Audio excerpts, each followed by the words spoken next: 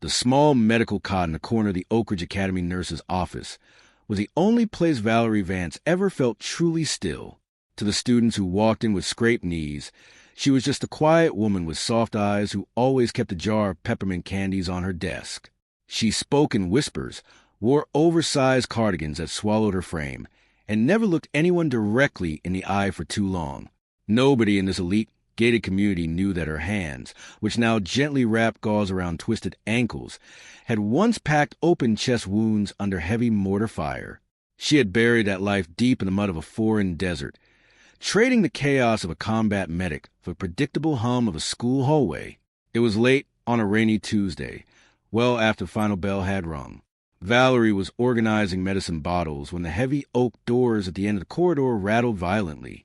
A sharp, metallic click echoed through the empty building, a sound Valerie recognized instantly, causing the hairs on her arms to stand up. It wasn't the sound of a janitor's keys. It was a distinct racking of a slide on a semi-automatic pistol. Before she could reach for the landline, the office door burst open. 3 men in dark jackets and heavy boots flooded the room. The air instantly turned cold. The man in the lead, thick-necked with jagged scar running down his jaw, pointed a weapon directly at her chest. "Don't move and don't make a sound," the leader barked, his voice dripping with venom. "Where's the principal's office? Where does Alistair Sterling keep the master keys?" Valerie let her hands rise slowly, keeping her palms open and flat. Her heart hammered against her ribs, but her face remained a mask of pure, unbothered calm. It was a mask she had perfected through years of terror. She didn't scream. She didn't beg. She simply absorbed the details. 3 targets, poor tactical stance, weapons held with clumsy aggression. They weren't professionals. They were desperate. "The principal left an hour ago," Valerie said, her voice dropping into a soothing, almost hypnotic cadence. "The school is empty. Whatever you are looking for, it isn't here." The leader sneered, stepping closer until the cold barrel of the gun was inches from her forehead. "Don't lie to me, sweetheart. We know the Sterling kid is still here. We know how much his family is worth. If you want to see tomorrow, you'll open your mouth." He expected her to weep, to tremble like the innocent school nurse they thought she was. Instead, Valerie looked him dead in the eye, her gaze hardening into ice. The vulnerable facade she wore every day began to fracture, revealing something ancient and dangerous underneath. "Don't scream, sweetheart, or this gets ugly," the leader threatened, his grip tightening on the weapon. Valerie's voice was chillingly soft, devoid of any fear. "I'm not the one who should be screaming." The man scoffed, turning his back for a split second to gesture to his partner. "Tie her up. She's stalling." The second captor stepped forward, reaching out a rough hand to grab Valerie's shoulder. He expected a fragile woman to collapse under his weight. He didn't expect Valerie to step into space, her body moving with blinding speed. In a fraction of a second, she deflected his arm, drove her palm upward into his chin, and pressed a precise, devastating strike into the nerve cluster on the side of his neck. The man collapsed to the floor like a sack of stones, unconscious before he even realized he was under attack. The room fell into a suffocating silence as the remaining 2 men stared at their fallen comrade, their eyes wide with sudden horror. Alistair Sterling presses back against the cold, plaster wall of the adjacent administrative office, his breath hitching in his throat. Through the small, frosted glass pane of the connecting door, he had a clear view of the nurse's station, and what he had just witnessed defied everything he knew about the world. He was the young principal of Oak Ridge Academy, a man born into immense wealth but burdened by profound isolation. Yet none of his business strategies or family privileges could help him process the scene before him. The quiet, gentle nurse he had secretly admired for months, the woman who meticulously organized colorful bandages and spoke to crying children in a voice like warm honey, had just dropped a grown man with a single, fluid strike. Alistair's heart hammered against his ribs as he watched Valerie stand over the unconscious intruder. Her posture had completely transformed. The slight, unassuming slouch she usually maintained to blend into the background was gone, replaced by the rigid, lethal grace of a trained soldier. For months, Alistair had felt a strange, unspoken connection to Valerie, sensing a deep, hidden brokenness in her that mirrored his own lonely life as a reluctant heir to a massive family fortune. Now, he realized he didn't know her at all. Inside the nurse's office, the remaining two captors froze, their eyes darting from their limp partner on the floor up to Valerie. The heavy silence in the room was suffocating. Before the leader could recover from his shock and raise his weapon, Valerie sees a heavy metal clipboard from her desk, throwing it with pinpoint accuracy into the third man's face. He groaned, clutching his broken nose as he stumbled backward into the hallway.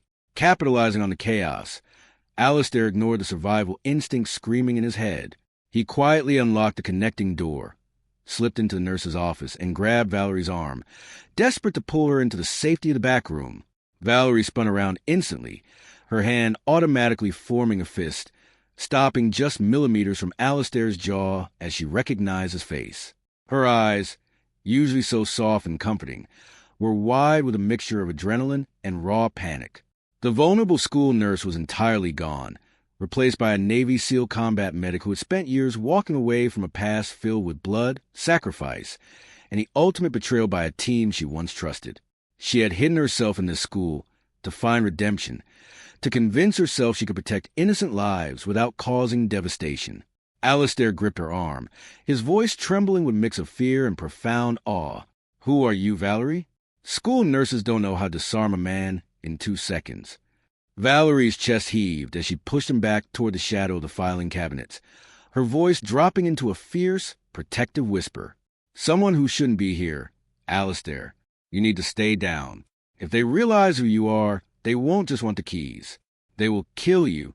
"I don't care about the keys," Alistair whispered back, his eyes locked onto hers, searching for the gentle woman he had fallen for. "I care about you.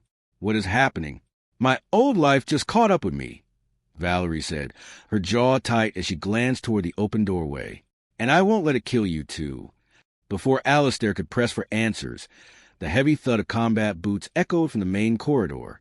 The leader, Vance, had recovered his composure, and the chilling sound of a radio crackled to life in the hallway. "We've got a problem in the medical wing," Vance growled into the radio. "The nurse is a nurse. Sweep the building and lock down every exit. No one leaves here alive."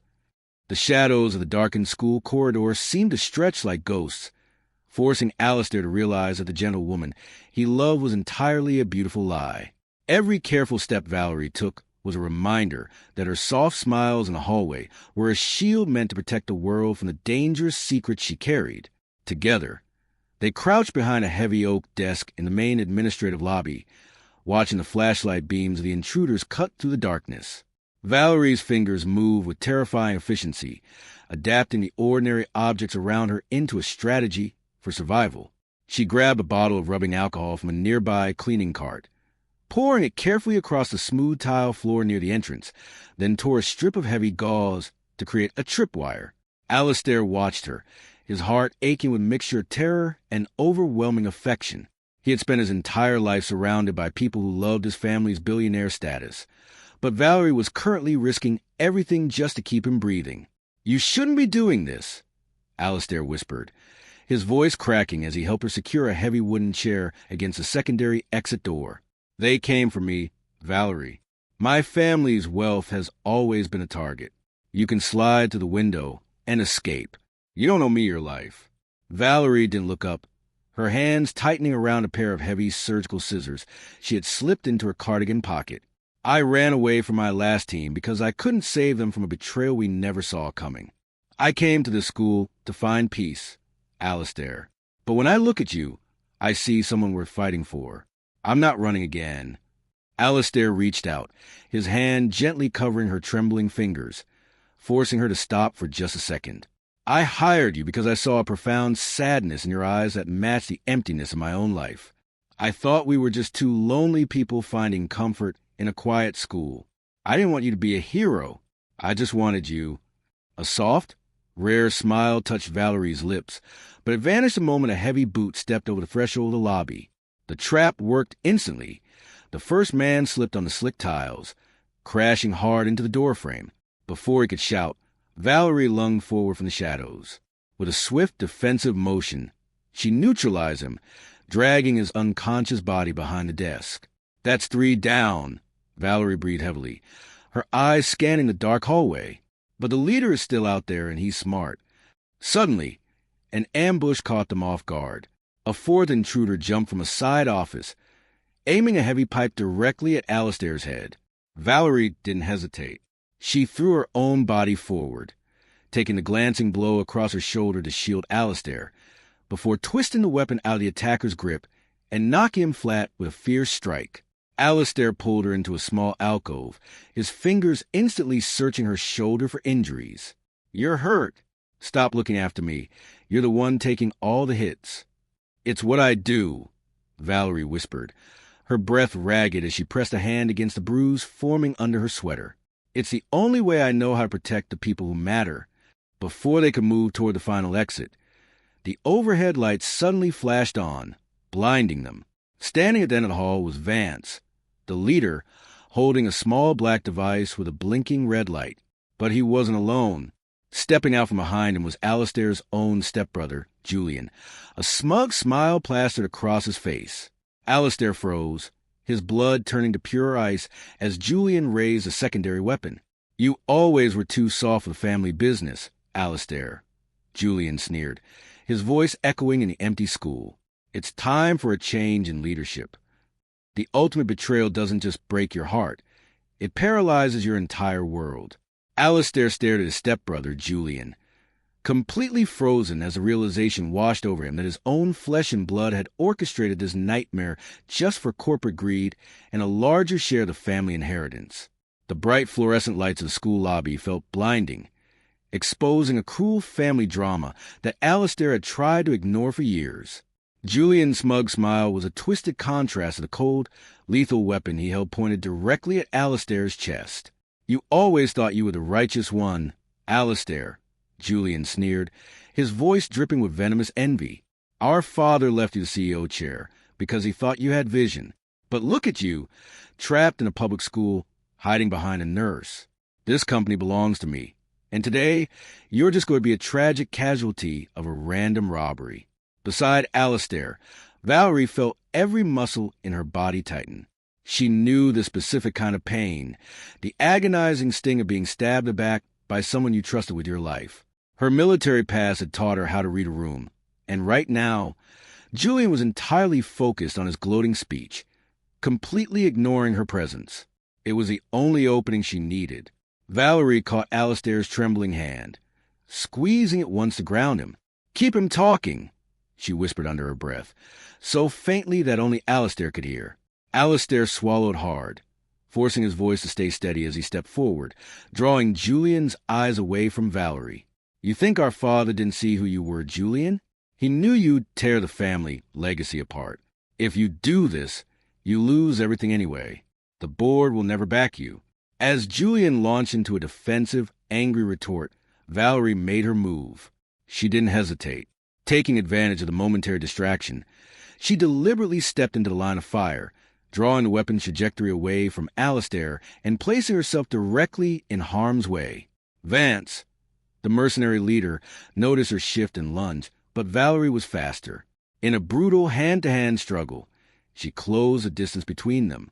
She deflected Vance's striking arm, twisting his wrist with precise force until the weapon clattered across the linoleum floor. But Vance was desperate. As they wrestled for control, he pulled a concealed tactical knife, slashing blindly in the dark. A sharp, searing pain tore through Valerie's shoulder, tearing through her thick cardigan as warm blood instantly began to soak the fabric. Valerie choked back a gasp of pain, refusing to falter. Using her remaining strength, she drove her knee into his midsection and swept his legs, sending the mercenary leader crashing heavily to the ground. The heavy thump of his body echoed just as the distant, wailing sirens of the authorities finally breached the front doors of the school. The sudden crash of the police tactical team entering the lobby sent Julian into a panic. He dropped his weapon and threw his hands up, his arrogant facade completely crumbling into cowardice. Alistair didn't care about his brother anymore. He fell to his knees beside Valerie, his hands shaking violently as he tried to look at her bleeding shoulder. "Valerie! Oh my God, you're bleeding. Stay still, let me help you." Despite her own agonizing pain, Valerie gently pushed his hands away, her eyes scanning his face and torso. She reached into her pocket with her good hand, pulling out a clean piece of gauze to press against a small scratch on Alistair's cheek. "I need to check your vitals," she breathed, her voice cracking with exhaustion. "Are you hurt anywhere else? Did they hit you?" Alistair held her hand tightly against his face, tears blurring his vision. "Stop looking after me. You're the one bleeding. Please, just let them help you." Valerie smiled faintly, her vision beginning to blur as the adrenaline started to fade. "It's what I do, Alistair. It's the only way I know how to love." As the paramedics rushed into the building, lifting Valerie onto a stretcher, Alistair watched the crimson stain spread across her sweater. He feared that her exposed hidden identity would force her to run away from this town, leaving him alone with a shattered family and a broken heart. The smell of sterile antiseptic in the hospital room couldn't erase the crushing fear in Valerie's heart that her quiet sanctuary was gone forever. For 3 weeks, she watched the pristine white ceiling, her shoulders slowly healing, while the news of the Oak Ridge Academy hostage situation dominated every local headline. The media called her a mystery hero, digging into the shadowy corners of her past, threatening to expose the military records she had worked so hard to bury. Valerie packed her small duffel bag with her good arm, staring out the window at the rainy afternoon, fully prepared to disappear into another nameless town before anyone could look too closely at her scars. She reached for the doorknob, her heart heavy with a familiar ache of abandonment, when the door swung open from the outside. Alistair stood in the entryway, holding a large, overflowing box filled with colorful, hand-drawn cards from the students. His usual tailored CEO suits were gone, replaced by a simple sweater, and his eyes carried a warmth that instantly made Valerie's defensive walls begin to crumble. "Leaving without saying goodbye is a terrible habit, Nurse Valerie," Alistair said softly, a gentle smile gracing his lips as he set the box down on the bedside table. Valerie looked away, her fingers tightening around the strap of her bag. "The world knows who I am now, Alistair. A woman with my kind of history doesn't belong in a school around innocent children. I bring danger. Look what your stepbrother did just to get to you through me. Julian is behind bars, and the board has completely stripped him of his shares," Alistair said, stepping closer until he was standing right in front of her, blocking her path to the door. "He didn't find you because of your past. He targeted the school because he knew I loved it here. You didn't bring the danger, Valerie. You stopped it." He reached into the box, pulling out a bright green card covered in messy crayon drawings of superhero capes. "The parents, the kids, the school board, they don't want a stranger. They want the woman who gave them peppermint candies and kept them safe when the world turned dark. They want you back." Valerie felt a warm bloom in her chest, a stark contrast to the icy isolation she had lived in for years. "I don't know how to just be normal, Alistair. My hands are built for crisis, not for a quiet life." Alistair reached out, his hand sliding gently over hers, his fingers warm and steady against her trembling skin. "You spent years saving soldiers, and today you saved these kids. Let me spend the rest of my life saving you. Let me show you what it feels like to have a home where you don't have to keep watch at the door." The sincerity in his eyes was disarming, melting the last remnants of her fear. For the first time in her life, Valerie didn't feel the urge to run. She let her duffel bag slip to the floor, her breath catching as she finally accepted the hand holding hers, realizing that her scars didn't define her capacity for kindness or her right to a second chance. True strength is never measured by the battles we fight or the enemies we defeat in the dark, but by the love we are brave enough to protect and the forgiveness we offer to ourselves. Standing beside Alistair, looking at the mountain of love sent by the lives she had saved, Valerie finally understood that even the most guarded hearts can find peace when they stop running from the past and start building a future.